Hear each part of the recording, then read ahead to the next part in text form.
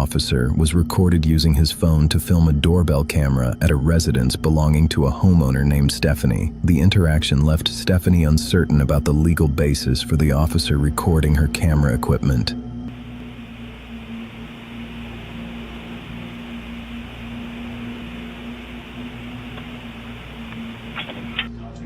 Okay, all right.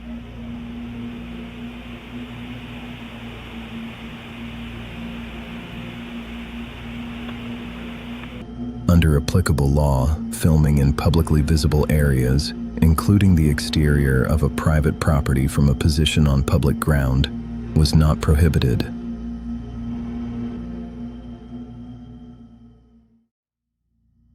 A man arrived at a residential property and initially attempted to gain entry to the house itself before redirecting his attention to packages sitting on the porch.